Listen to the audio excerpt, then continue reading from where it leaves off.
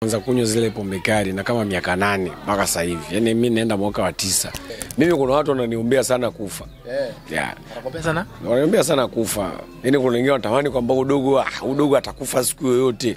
Kwa nini? Mwaka achukue atakufa. Sasa hiyo yaani mtu hujamfanyia chochote, pombe nanunua mwenyewe, nafanya kila kitu mwenyewe, lakini mtu anatoa tu tamko kwamba mimi najua atakufa. Tuashajikatia tamaa.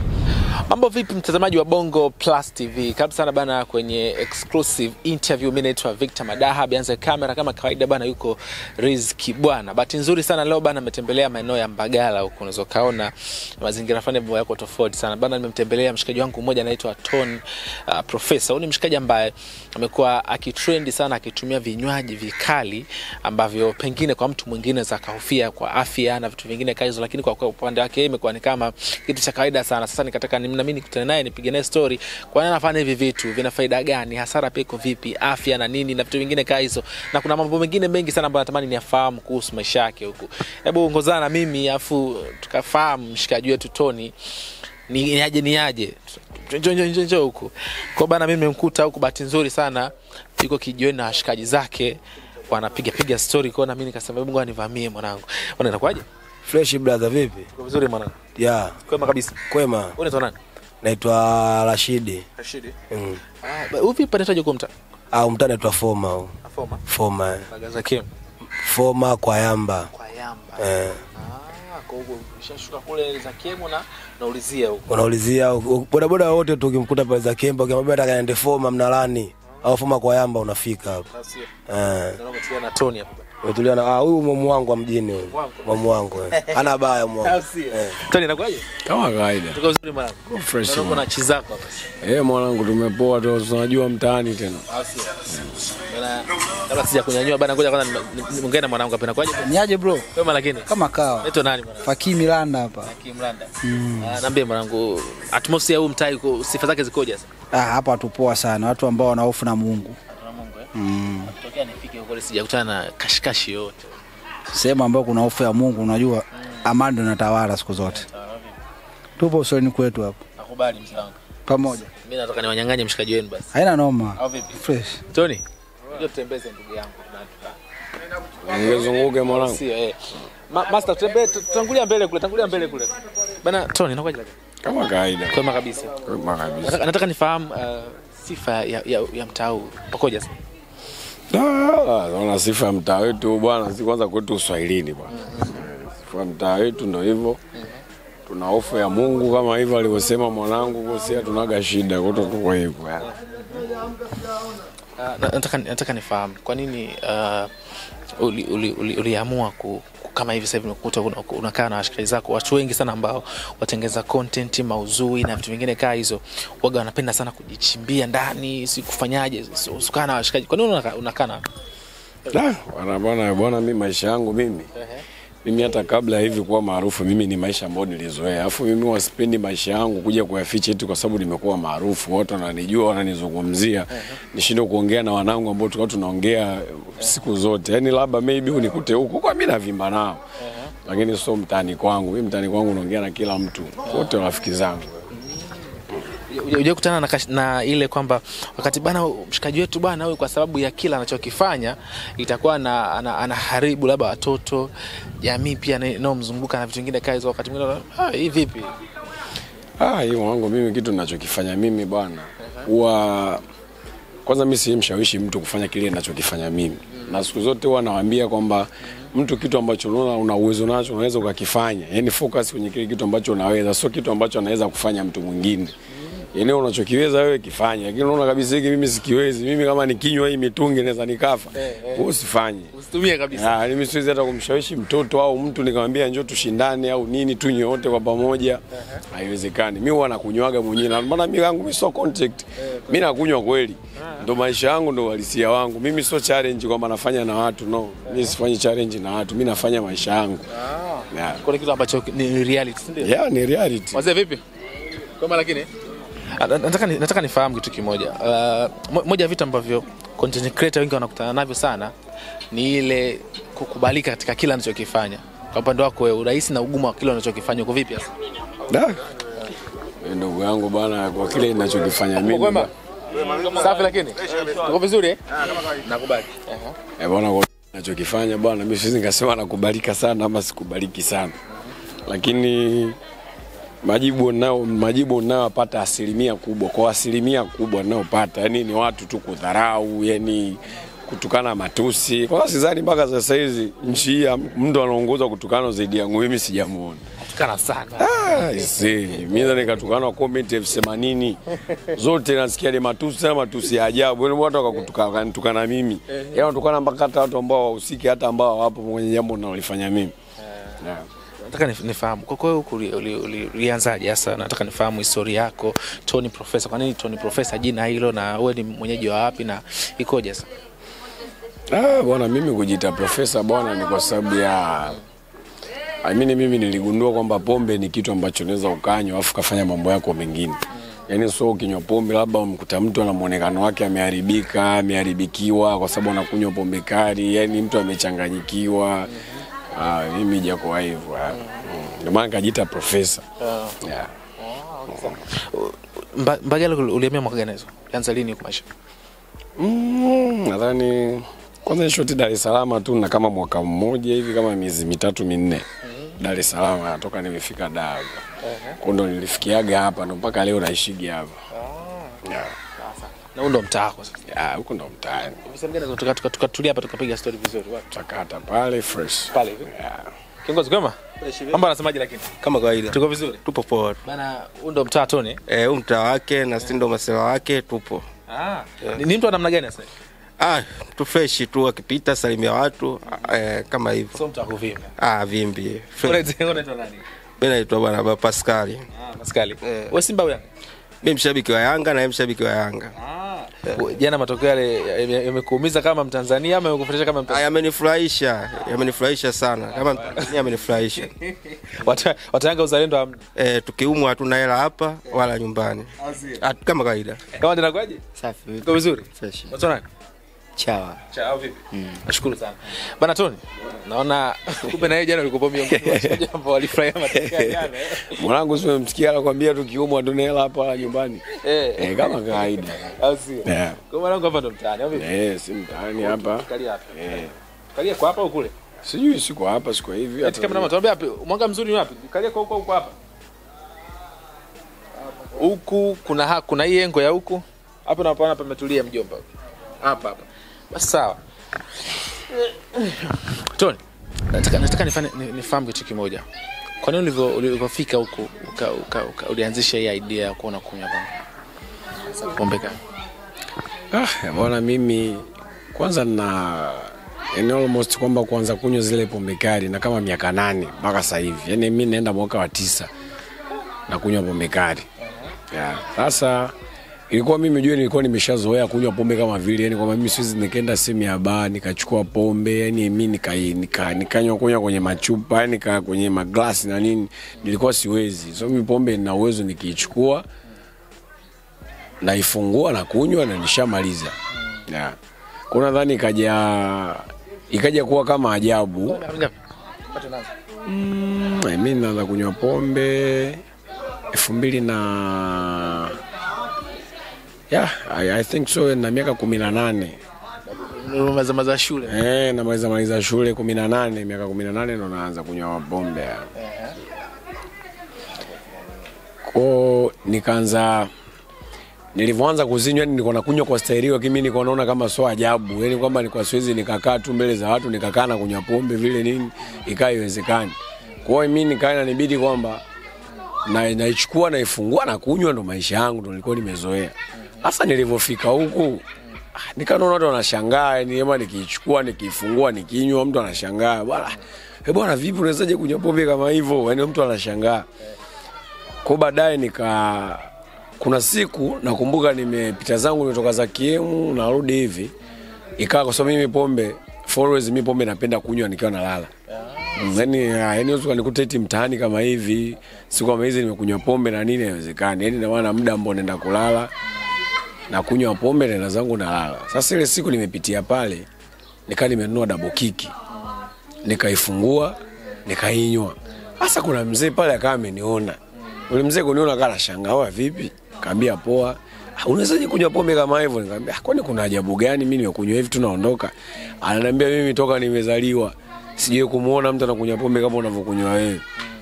Nikamwambia toka umezaliwa? Na ananiambia ndio. Sasa baadaye kuja kushangaa kumwangalia yule mzee hicho kipindi ananiambia toka amezaliwa, nikimwangalia yani kama na miaka 67 68 Mzima. mtu mzima. Sasa ambia mzee miaka 67 uje kumuona mtu anakunywa pombe kama unavyokunywa mimi? Anambia ndio.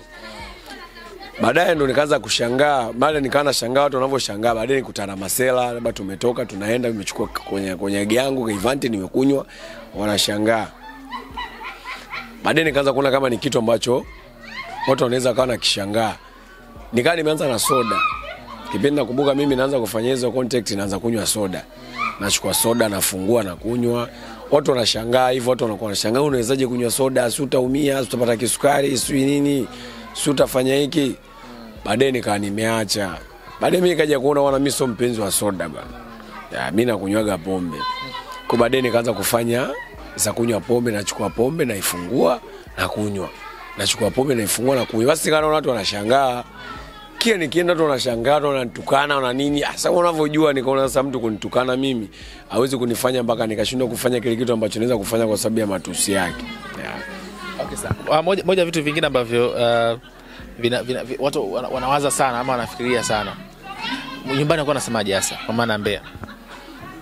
Bwana mimi of course ukisemea mimi unywaji wangu kwamba baba kwanza mimi baba yangu mama yangu wote wanajua steri yangu ya unywaji. Yaani toka nipo Mbeya wanajua.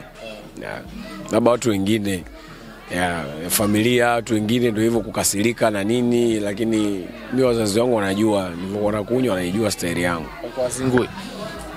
Mimi babangu alikuwa azingui. Kwanza sina baba kama tunaona share. Tunaweza tukafika tu sehemu tukafungua akanywa nikanywa tunaondoka. Japokuwa yana ujasiri wa kunywa ninavyokunywa mimi. Lakini anakunywa hivyo. Kuna watu ambao nimekuwa nimeona wakikujibu pia. Acha matusi ni sehemu ya kawaida, hata ambao wanasema kwamba bwana mwanetu utakuja upate hichi na hichi pia. Kuna wale ambao wanakujibu. Nimeona kuna dada mmoja si Arusha, si ati nani yule, niona pia alikujibu kwamba bwana hebu angalia hii kitu. Unafiliaje huko mpaka kila anachokifanya watu wengine pia wanatamani kukifanya? Bwana mimi wa Tanzania wanawashangaa sana, ama naweza nikawacheka sana. Unajua kuna baadhi ya vitu ambavyo natakiwa kuiga. Kuna vitu muhimu kuiga, unaiga hata kutafuta hela. Yani usiige starehe. Yani starehe ni mimi starehe ni kwamba usiige mtu kunywa pombe. Yule anazingua anywe pombe. Kwa nini? Anywe pombe. Ile nini? Anywe pombe. Ile nini? Usimuone numa video yake anavyotunganisha. Mimi na action. Mimi action yangu ni moja. Naichukua naifungua na inywa hapo hapo. Lakini wana nini, yani anasumbua watu akili tu anywe pombe. Kati nyingi sana. Kati nyingi, yani mara afungue anaanza kunywa, unakuja kushtuka mtu pombe iko nusu. Asile itakii unapofanya kitu unatakiwa ufanye kweli. So sumbue watu akili. Kwa nini tuseme wewe unachokifanya watu ambao kuamini wewe kwamba unachokifanya ni kama una act? Kwa nini watu wanakuwa waamini? Bana utakuwa bana huyu anaweka maji.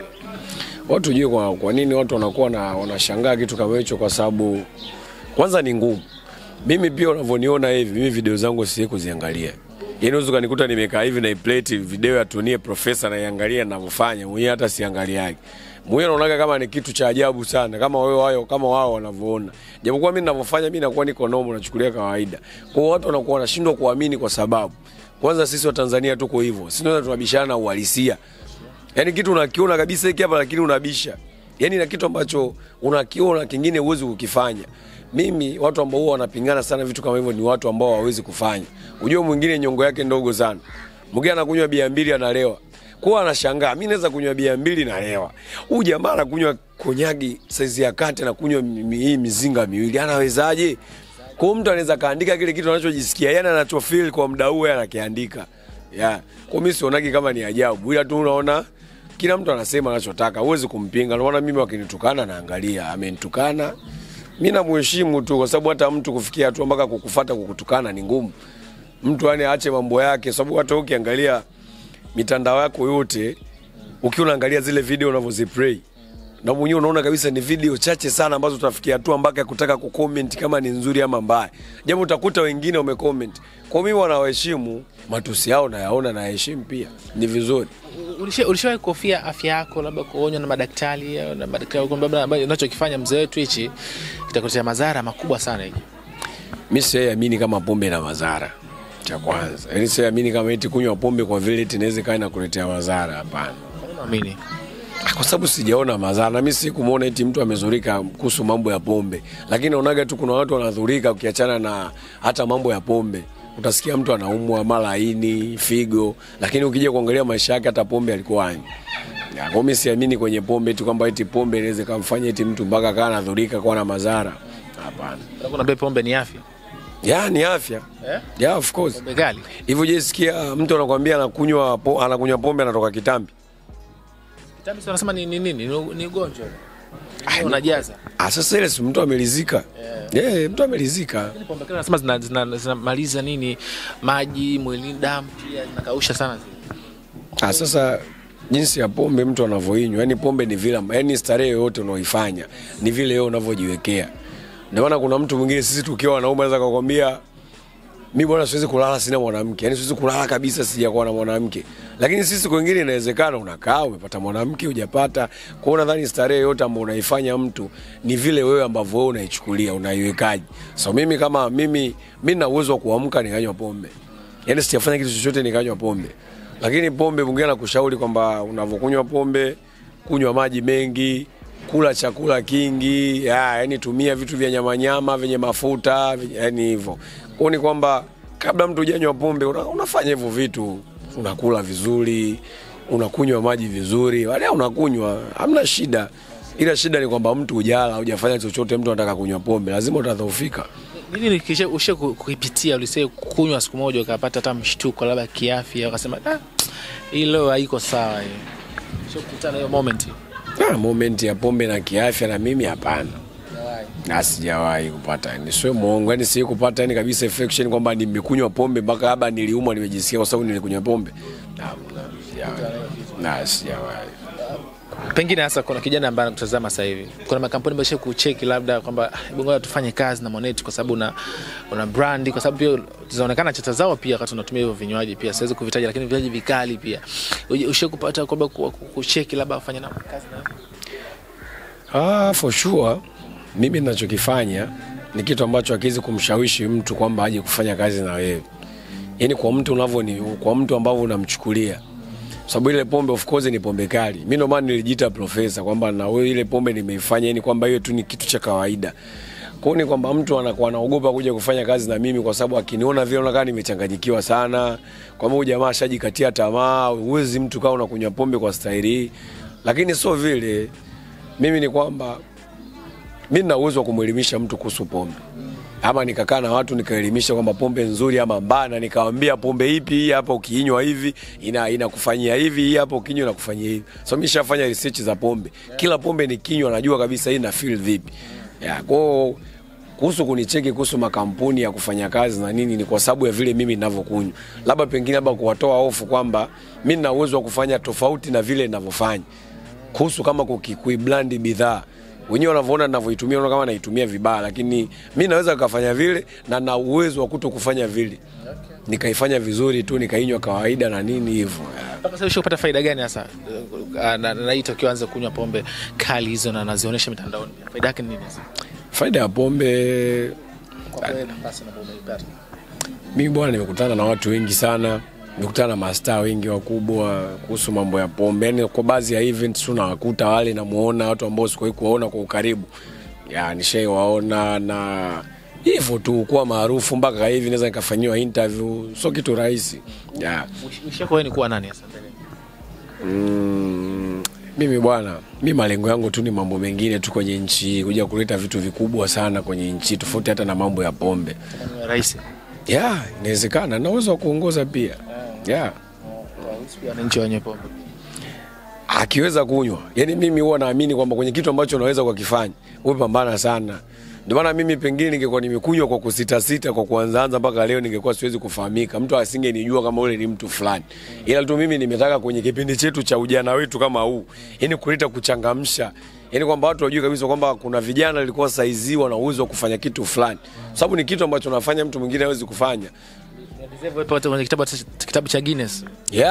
Natamani sana, natamani sana. Natamani sana mimi nitakuja niwe mtu wa hivyo kwa sababu mimi kuna watu wananiombea sana kufa. Wanakuombea sana? Wananiombea sana kufa. Kuna wengine wanatamani kwamba udogo atakufa siku yoyote. Kwa nini? Mwaka achukue atakufa. Sio, mtu hujamfanyia chochote, pombe nanunua mwenyewe, nafanya kila kitu mwenyewe, lakini mtu anatoa tu tamko kwamba mimi najua atakufa. Tuashajikatia tamaa. Inakuuma kiasi gani kuambiwa hivyo? Mimi niume kwanza, mimi na enjoy sana. Na fly sana, maana nakwambia muombea adui yako aishi miaka mingi ili unapofanikiwa jione kwa macho. Kwa mimi ninapofanikiwa nataka yeye aone kwamba yule jamaa alikuwa anakunywa sana pombe, leo gari yake kapata na imwagia pombe. Natamani sana.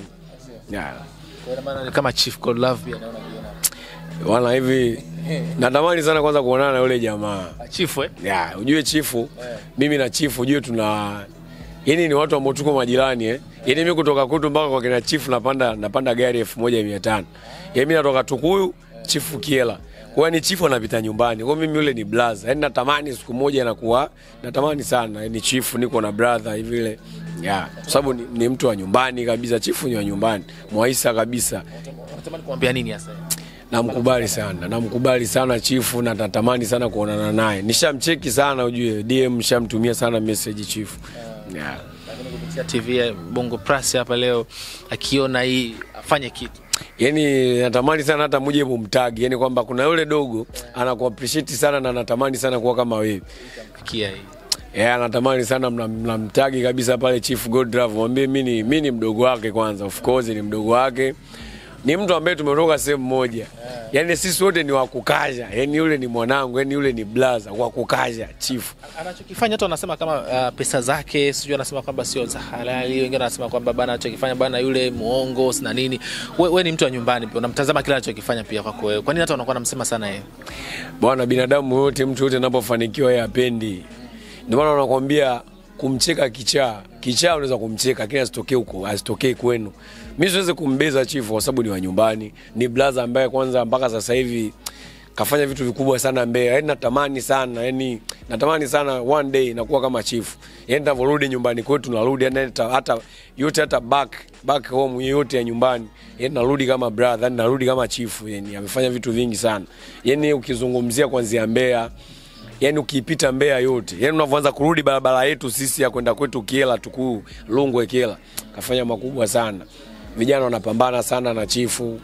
Vijana wanaenda wanapewa mitaji, au wanafanya biashara, wanafanya mambo makubwa sana. Natamani sana one day na mimi pia navorudi nyumbani na kina Rayvanny na kina hizo na Chief, lakini mimi mtu appreciate sana na mkubali sana Chief.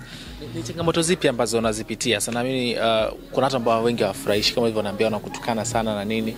Lipi tatizo ambalo unakutana nalo kubwa sana ukasema hii sasa imefikia level ambayo sio nzuri? Kwa sababu kuna content creator wengi ambao wanafanya mauzui lakini hawakutani na hizo, ila kwa upande wako unakutana nazo. Mimi bwana, kwanza niseme ni vitu ambavyo vinakuja ambavyo nimevizoea. Matusi, dharau.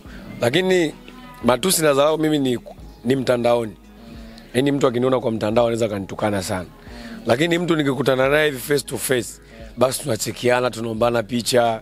Ni kitu ambacho wanashangaa. Mimi nimezoea kwamba kumbe yale ni maisha ya mtandao, afu kuna reality maisha mengine. Kwa hiyo nimezoea kwamba hakuna kitu ambacho nakutana nacho basi nikaona ni cha tofauti sana na nini. Japokuwa ni vile naonaga sasa kuna kauli huwa zinanisumbua, mtu akikwambia mwangalie mashavu yake sasa hivi yanashuka. Unajua sura inapoteza nuru. Mimi nikiona naona tu, kwa sababu uweze kumpangia mtu kitu ambacho anaweza akasema. Unatamani kuacha pombe? Siwezi. Bado kabisa. Kuacha pombe mimi haiwezekani. Pengine sasa la mwisho. Unalipi sasa la kuambia Tanzania ambao pengine wanatamani wakufikie pia, afanye kazi na wewe pia, unaambiaje? Bwana, mimi wa Tanzania wasichokijua ni kwamba mimi sijachanganyikiwa. Yao ni maisha yangu tu ambao mimi nayafanya. Lakini mimi kama unaona kuna clip nilitoa ya Mama Samia ile kwamba kumwambia mama kwamba mimi na uwezo wa kufanya kazi yoyote na nini, basi alinitukana sana. Kazi gani? Unaba uongozi wale wenzio. Kwa mimi nina uwezo wa kufanya biashara yoyote, naweza nikafanya kazi na mtu yoyote, naweza nikafanya na kampuni yoyote, na sio kwa vile ninavyofanya. Nikafanya hata ninavyotaka yeye. ila mimi nina uwezo mkubwa sana wa kufanya kitu, na ndio maana nimeweza kufanya kitu kama kile na watu wameona. Kwa hiyo mimi nina uwezo wa kupewa kampuni yote nikafanya nao kazi mpaka wakaenjoy. Na imagine nafanya kazi nikiwa hivi sina kampuni, je, nikafanya kazi na ninapewa hela? Nafanya vile sina kampuni. Japokuwa siwezi kuchanganyikiwa kwa vile kunywa kama vile unavyo nini, hapana. Na uwezo wa kunywa kawaida na nikafanya kitu kizuri tu. Yeah. Kiredio huyu hapa Ndaro huyu hapa. Yupi hapa content creator ambao unamuelewa sana katika hoza? Kiredio Ndaro. Ai wana mimi Ndaro bwana. Yeah. Ndaro na Leonardo. Leonardo mwanangu sana. Mimi Leonardo jua nimeonana naye kabisa. Namkubali sana, mwanangu sana Leonardo. Yeah. Eliudi na Leonardo. Hapo nyumbani kwanza bwana. Sukari hapa. Sukari. Yeah, hapo nyumbani bwana, yule Moisa. Au sio? Yeah. Swala mwisho, ni content creator gani ambaye unamkubali sana Tanzania kwa sasa hivi? Bwana mimi mtu ninayemkubali sana na muappreciate, mtu ambaye ananiumiza sana kichwa changu. Kuna yule jamaa anajiitwa Zero. Zero Brain. Yeah. Yule jamaa namuappreciate sana. Chafu sana TikTok. Yaani nawishi sana namba yake ile nitakuja kuicheka. Nani nitakuja nichukue namba kama ile. Yaani ni mtu ambaye ananiumiza sana kichwa kila siku, ni yule jamaa. Kwa content creator ni yule jamaa. Okay. Anafanya kitu cha tofauti sana, anafanya kitu ambacho anafanya peke yake. Yaani kama mimi ninavyoambiwa kwamba mimi ninavyofanya challenge yangu ni ya kwangu mimi kama mimi, basi na yule jamaa namkubali sana. Natamani sana nije kumfikia yule jamaa, nije nifikie hata nusu yule jamaa. Yeah. Kwa sasa hivi pengine sasa una mpango labda kujenga kutokana na hicho unachokifanya, ama sasa maisha yako yako vipi? Mimi nina mipango mikubwa kwanza. Cha kwanza mimi wakija kuniona nimepata ama nimefanikiwa, kwanza utaniona nina gari. Yani first of all. Cha kwanza gari kwanza. Yani first of all nitaanza na gari. Kujenga bado sana. Siwezi kujenga mimi. Mimi siwezi kujenga. Umri huu nijenge? Lamani zitapotea. Mimi nitaanza na gari, mimi siwezi kujenga. Na hata mimi mtu ambaye nina uwezo wa kumpa hongera ni mtu ambaye anamiliki gari, sio alojenga. Kwa nini? Kujenga kila mtu atajenga. Hakuna mtu ambaye hawazi kujenga. Ukishaanza kuongeza familia, lazima utakumbuka kujenga. Na kujenga sio kwa gharama kubwa. Sio mpaka tujenge yote mjini. Utajenga hata kwenu kule. Utajenga tu ya. Utajenga hata kibanda kimoja, vyumba viwili, lakini sio gari mzee. Sio gari. Gari too expensive. Mimi nina uwezo, sina nyumba. Sina hata ninapokaa, lakini nina gari. Gari gani unatamani kuinunua? Gari yangu ya kwanza kununua mimi ni Crown. Yaani ndo gari ya ndoto yangu ya kwanza kumiliki. Yaani gari yangu ya kwanza, yani mimi nimepata hela. Yaani ni Crown. Yaani hata kama nitapata gari nyingine zaidi, hata ninunue BM, lakini gari yangu ya kwanza mimi Crown. Yeah. Asante. Bana, nikopa na mwanangu Rizi hapa Kibwana. Pengine Rizi la mwisho lolote ambalo nataka labda tumuulize ndugu yetu kabla tujamaliza. Lipi unatuambie huko? La mwisho kuna jamaa mmoja anaitwa Angela, naye anafanya content leo. Sasa ile studio zake naye ana video moja alifanya naye battle. Sasa sijui kwamba yeye anamchukuliaje, kuna sehemu nyingine anaweza kumuita ama naye ana prank kama wengine anavyowachukulia. Kweli baba. Jamaa sasa zinawalisia. Baba Angela na wewe kila mnachokifanya kweli. Kama mna mahusiano gani na Baba Angela? Baba Angela mimi mwanangu sana. Yeye utofauti wa mimi na Baba Angela. Mimi ni mnywaji, Baba Angela mlevi. Niambie. Baba Angela mwanangu, mimi mnywaji, yeye mlevi. Nimeshakutana naye pia. Ashaonana na mwanangu. Anasemaje mkutano? Mwanangu sana, yani ni mtu tofauti sana yule jamaa. Yani ujue ilikuwa ni ngumu sana hata mimi kutokea tu kupewa tu hata nafasi ya kwenda nikashuti naye. Yani mimi na watu ambao na appreciate sana, kina Mwanya, Kinata MC mwanangu, na Bibi Chala na kina Movin, yani na watu ambao mimi na appreciate sana. Ndutu na mwanangu mmoja Ndutu from Kigoma.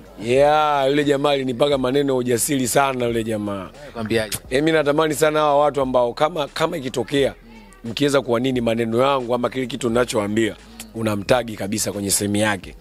Bwana Ndutu aliniambia kitu kimoja, nilimuuliza swali, nilimwambia brother, hivi kwa nini imekuwa rahisi sana ya mimi nimekudie mtu kwamba brother tufanye kitu na imekuwa rahisi, yani tu kuniita dogo chap njoo tuue.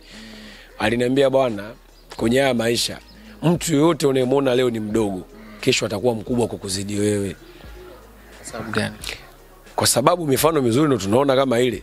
Dula Makabila yupo kwenye singeli kitambo, lakini sasa hivi ukimwambia kwenye show yote ya singeli hujamuona Dogo Pateni mtu akuelewi.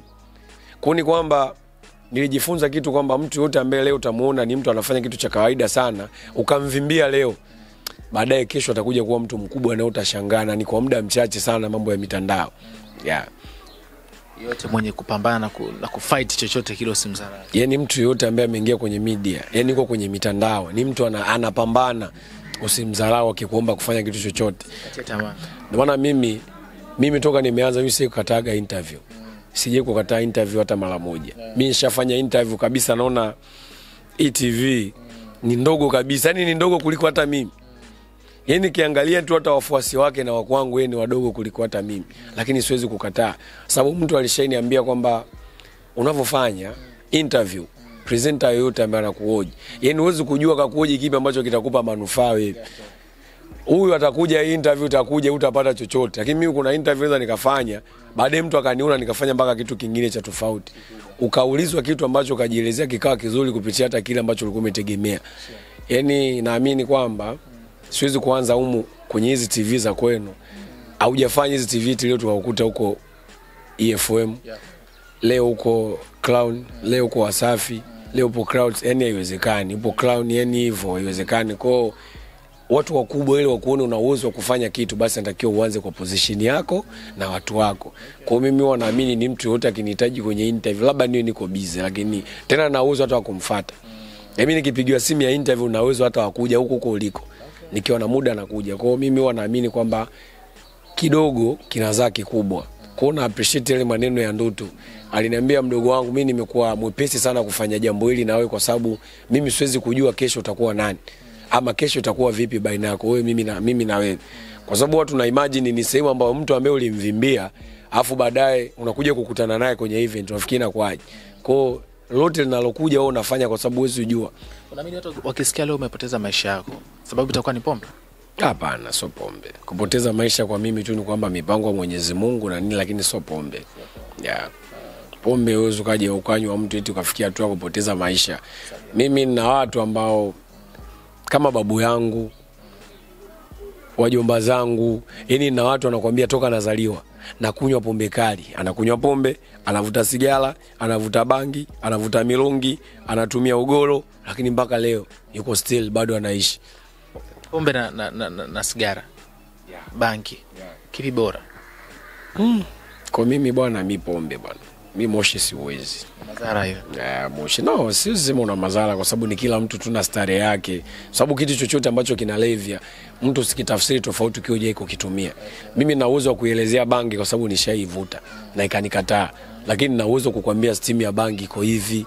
Ukitaka kumjaji mtu anaovuta bangi iwe hivi. Kwa kitu ambacho hujui iko kitumia, usikijaji tofauti. Ni kama mtu kitu kijamtokea kuhusu madhara ya pombe afa kaya tafsiri madhara ya pombe na aje kupata. Unaambiaje watu wanaokutama sasa hivi? Mimi bwana nawaambia kwamba mimi nawapenda wanaonipenda na wasonipenda pia mimi nawapenda pia. Mimi nawapenda wote. Bwana nilikwambia kitu kimoja.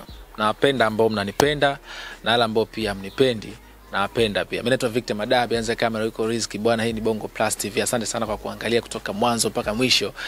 Usisahau kusubscribe, kulike na comment kazi zote ambazo na upload kupitia digital platform zote hizo. Asante kwa wakati wako.